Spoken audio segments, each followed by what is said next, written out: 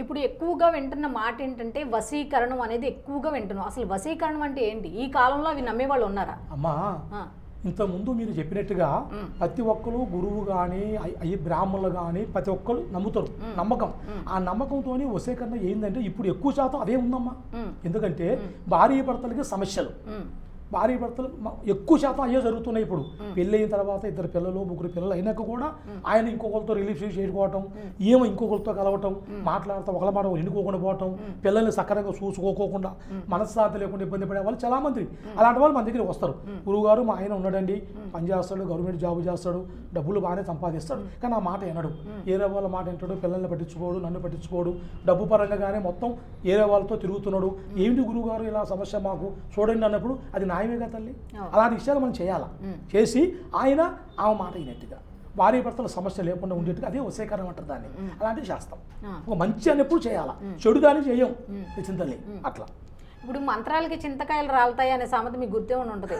మీకు తెలియదంటే ఏమి లేదు. మరి అలాంటిది ఈ అంజనాలు అంటారు. ఈ అంజనాలు కట్టంగానే అన్ని రోగాలు తగ్గిపోతాయి అంటారా? ఇప్పుడు మంత్రాలకి చింతకాయలు రాలేదు అనేది సామెత. చింతకాయలు మంత్రాలకు రాలవు, కానీ సమస్య తీరాలిగా. ఆ సమస్య తీరాలంటే ఇప్పుడు ఇబ్బంది పడే వాళ్ళు చాలా మంది ఉన్నారు. ఇప్పుడు కుటుంబంలో ఎంత కష్టపడ్డా రూపాయి మిగలదు, వచ్చిన డబ్బు అంతా ఖర్చు అవుతుంటది, అయిన వాళ్ళు దూరం అవుతుంటారు, మన అనుకున్న వాళ్ళు మన మీద విరోధులుగా మారుతారు, అన్నదమ్ములలో సమస్యలు వస్తుంటాయి. అప్పుడు వాళ్ళకి ఏమనిపిస్తుంది, ఏదన్నా మాకు ఏదో జరిగి ఉంటుంది, ఏదో మా మీద చెడు ప్రయోగం ఏదో జరిగి ఉంటుంది, దానివల్లనే మేము ఇలా ఇబ్బంది పడుతున్నాం అన్న ఒక అనుమానం వాళ్ళలో వస్తుంది. ఇప్పుడు ఎందుకంటే ఎక్కువ శాతం ఇప్పుడు అదే జరుగుతున్నాయి అమ్మా. ప్రపంచం మొత్తం నువ్వు అన్న చూసావా, సైన్స్ ఉందంగా మీలాంటి వాళ్ళు ఎలా నమ్ముతారు అన్నారు చూసావా, అలాంటి సమస్యలతోటే కొట్టిపెట్టాడుతున్నారు ఎంతో మంది కుటుంబాలలో. మనశ్శాంతి లేక చెడు ప్రయోగాలు జరిగి, శాతపల్లో జరిగి, కుటుంబంలో ఇడిపోయి మనసు సంతోషం లేకుండా ఏ పని చేయలేక, సంపాదించిన డబ్బు నిలవదు, ఇల్లు కట్టాలని ఆశ ఉంటుంది కట్టలేరు, ఎక్కడికైనా వెళ్ళాలన్నా వెళ్ళలేరు, భార్య భర్తల మధ్యలో సమస్యలు, పిల్లల మధ్యలో సమస్యలు, బిజినెస్ ముందుకు పోదు, ఏదనుకున్నా ఈ భేదాలు ఇలా జరుగుతున్నాయి. ఆరోగ్యపరంగా బాగలే. మరి ఎక్కడ పోయినా డాక్టర్ కాడికి పోతే ఏమంటాడు, స్కానింగ్ చూస్తాడు, రిపోర్ట్ తీస్తాడు, అన్ని చూస్తాడు, మీకు ఏమి లేదమ్మా అన్ని బాగున్నాయి వెళ్ళండి మీరు అంటాడు. ఆయన తెలిసింది అది. ఇప్పుడు ఏదైనా సమస్య ఉంటే ఆయనకు తెలియదు కదా, ఏదైనా ఒంట్లో ప్రాబ్లం అయితే కనిపెట్టేస్తాడు ఆయన స్కానింగ్లో. కానీ ఇలాంటి చెడు ప్రభావం వల్ల జరిగిన ప్రభావం ఉంటే వాళ్ళు ఏం చేయలేరు కదా. అప్పుడు వాళ్ళు ఏం చేస్తారు, గుళ్ళకు పోతారు, పూజారుల దగ్గరికి, గురువుల దగ్గరికి, మా లాంటి వాళ్ళ దగ్గరికి, నమ్మకమైన దగ్గరికి వెళ్తారు. వెళ్ళినప్పుడు మనం చూస్తాం, ఏమైనా చూస్తాము, వాళ్ళ ఒంట్లో ఏమన్నా ప్రాబ్లం ఉందా, దేనివల్ల ఇలా జరుగుతుందో, వాళ్ళకి ఈ సమస్య ఏంటి, కరెక్టా కాదా అని మనం చూసినప్పుడు అలాంటి సమస్యలు వాళ్ళకు ఉంటే దానికి మనం చేస్తాం. ఒక మంచి విషయం చేయగలగమ్మా. కొన్ని చెట్లు ఇట్లా ఉంటాయి మా దగ్గర, వశీకరణాలు విషయం తల్లి. ఇది వేరు అంటారు, సంజీవి వేరు అంటారు. సంజీవి వేరు అంటే ఇది మా తాతల కాలంలో ఏం చేసేవాళ్ళంటే మన ఈ చెయ్యి అట్లా కట్ చేసి లోన పెట్టేస్తారు, తొడలో కట్ చేసి తొడలో పెడతారు. అప్పుడు ఎలాంటి సమస్యలు కూడా మనకు ఎదురు రావు. మనం చూసిన వాళ్ళు శత్రువు లాంటి వాడు కూడా మిత్రుడు అవుతాడు, శత్రువు లాంటి వాడు కూడా మిత్రుడు అవుతాం. మన మాట వినటం అంటే మంచికి, చెడుకు కాదు. మరి ఇప్పుడైతే ఎలా కడతారు అది? ఇప్పుడు మనం దాన్ని తాయితలు వేసేస్తాం. ఇప్పుడు అట్లా చేస్తే కరెక్ట్గా ఉంటుంది. తాయితలు వేసినప్పుడే అది వాళ్ళు కట్టుకుంటారు. అది కట్టుకున్నప్పుడు సభావశ్యం అంటారు దీన్ని. సభావశ్యం ఆ పట్టుకోవచ్చు. ఏముందమ్మా చూడవచ్చు, మీరు కూడా చూడవచ్చు, పెద్దవాళ్ళు మిమ్మల్ని కాదంటావా, తెలిసిందా? ఇది మన దగ్గర ఉంటే మనకి ఎలాంటి గ్రహాలు కానీ ఎలాంటి చెడు ప్రయోగాలు కానీ మనకి చెడు మన దగ్గరికి రాదు. కన్ను దృష్టి కానీ, నర దృష్టి కానీ, నర పేడ కానీ, ఆ జన ప్రభావం అనేది కూడా మనకు దూరం అవుతుంది. అలాంటి వశీకరణాలు మా దగ్గర ఎన్నో ఉంటాయి.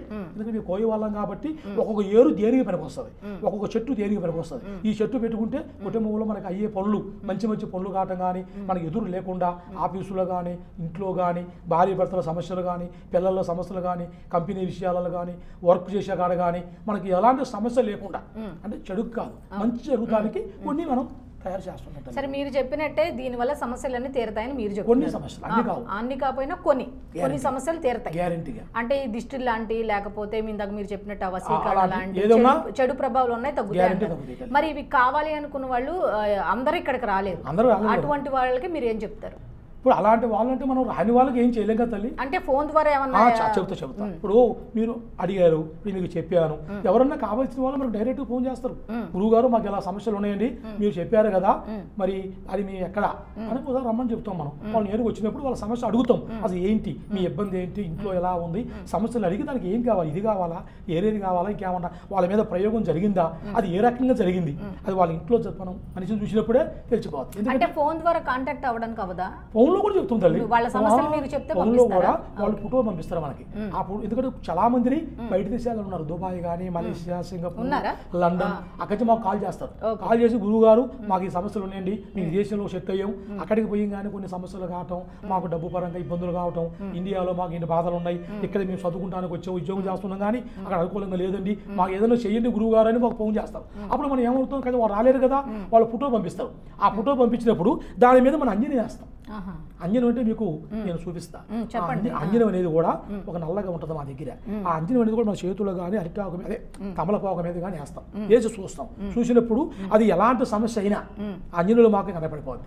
వాళ్ళకి ఏమైనా ప్రయోగం జరిగిందా, లేదా నరదిష్టి వల్ల జరిగిందా, వాళ్ళ ఆరోగ్య సమస్యలా, అలాంటివి మనం ఏదైనా చూస్తాం. చూసి దానికి ఏం చేయాలి, ఏ రకంగా చేయాలి అని పౌన్లు వాళ్ళు అక్కడ ఉన్నా కూడా మనం చేసి కొరియర్ ద్వారా పంపిస్తాం. వాళ్ళకి తెలిసిన వాళ్ళు ఎవరైనా వచ్చినా అది ఇచ్చి పంపిస్తాం. అవి మనం చేయగలుగుతాం. ఇప్పుడు మన ఇండియాలో కూడా తమిళనాడులో ఎంతోమంది ఉన్నారు, మన తెలుగు వాళ్ళు తమిళనాడులో ఉన్నారు, మన తెలంగాణ ఉన్నారు, ఆంధ్రప్రదేశ్లో ఉన్నారు, ఎక్కడి నుంచో ఉన్నారు. దూరం నుంచి రావాలంటే కొంతమంది వస్తారు, కొంతమంది రారు. దానివల్ల పౌన్లో కూడా చేస్తా తల్లి. అది